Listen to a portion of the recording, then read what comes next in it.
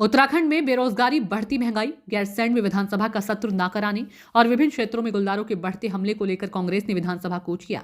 पूर्व मुख्यमंत्री हरीश रावत और प्रदेश अध्यक्ष करण माहरा के नेतृत्व में विधानसभा कूच कर रहे कांग्रेसियों को पुलिस ने विधानसभा से कुछ दूर पहले ही बैरिकेडिंग लगाकर रोक दिया।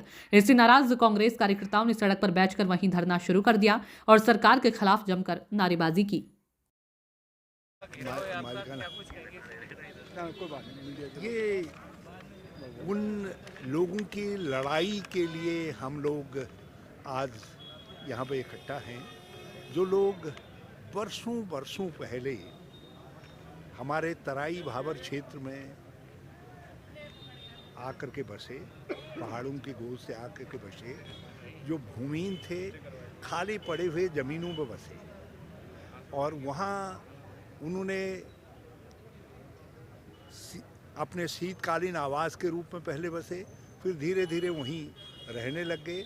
उनको खत्ते, गोट आदि के रूप में पहले से ही मान्यता रही और आज की सरकार ने उनको अतिक्रमणकारी घोषित कर दिया है। कह रहे हैं ये अतिक्रमण है। ऐसे अतिक्रमणों में बिंदु खत्ता, जहाँ 1 लाख से ज़्यादा की आबादी है, ऐसे लोग भी हैं। बग्गा चौवन, सुंदरखाल, चुकम जो ऐतिहासिक गांव है और दूसरे ऐसे छोटे छोटे ग्राम समूह हैं, बागजाला इत्यादि जो है, ये सबको वहाँ से हटा रहे हैं। हटाने का इनका सिलसिला है। कभी हाथी कॉरिडोर के नाम से करते हैं, कभी किसी डोर के नाम से करते हैं और ये आज की सरकार उनको आतंकित कर रही है। तो हम लोग बिंदु खत्ता गए थे, वहाँ की एक संयुक्त संघर्ष समिति है, सब लोग मिल कर के लड़े हैं। उन्होंने एक ज्ञापन एक जुलूस के रूप में जाकर के मुख्यमंत्री को दिया है। हम आज यहाँ आकर के ये कह रहे हैं, जिसमें बिंदु खत्ता वासी भी हैं, दूसरे लोग भी हैं, रामनगर से भी लोग आए हैं, दूसरी जगह से भी लोग आए हैं, हल्द्वानी से भी लोग आए हैं, जो ये कह रहे हैं कि साहब इन गाँवों को राजस्व गाँव का दर्जा दो और जो यहाँ बसे हुए लोग हैं उनको मालिकाना हक दो। जो जंगल भूमि में सरकार द्वारा भी बसाए गए लोग हैं, जैसे पथरी भाग 1, 2, 3, 4 में बसे लोग हैं, तो ऐसे टिहरी के विस्थापित लोग हैं, दूसरे लोग हैं, इन सबको जो है आप मालिकाना हक दीजिए।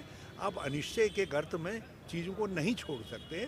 यदि छोड़ेंगे तो उसके खिलाफ आवाज़ उठेगी। अतिक्रमण के नाम पे बिंदु खत्ता को खतरे में डाली। अभी 2 महीने पहले ही जिला अधिकारी की रिपोर्ट में फिर उसको जो है अतिक्रमण दिखाया गया है, जो निश्चित ही निंदनीय है। 2006 में आदरणीय मनमोहन सिंह जी ने खत्तों के लिए वन गाँवों के लिए एक नया अध्यादेश पास किया था, जिसमें कहा था कि राज्य सरकारें इनके प्रस्ताव बनाकर भेजे, डिफॉरेस्टराइजेशन कराए और इन इलाकों को, जो ऐसे क्षेत्र हैं, इनको चिन्हित करके इनको पक्का किया जाए, इनको ग्राम सभा का या छोटी पंचायतों का जो है स्वरूप दिया जाए। लेकिन अफसोस है बीजेपी उस रास्ते पे नहीं चल रही। 2006 का जो अध्यादेश है उसका पालन ना करते हुए गरीबों को घर उजाड़ने की कोशिश करे, जो निश्चित ही निंदनीय है।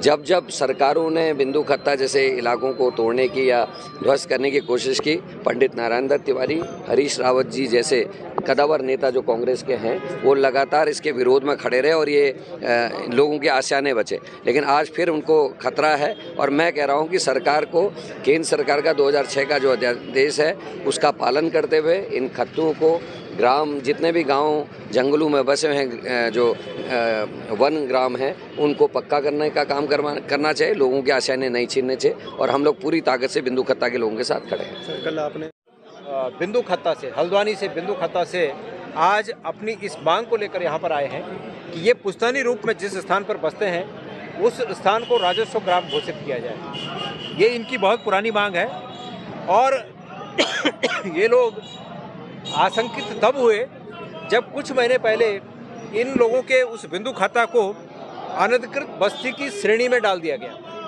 जो अनधिकृत रूप से बसी हुई बस्तियों की श्रेणी बनी, लिस्ट बनी, उसमें बिंदु खत्ता को शामिल किया गया।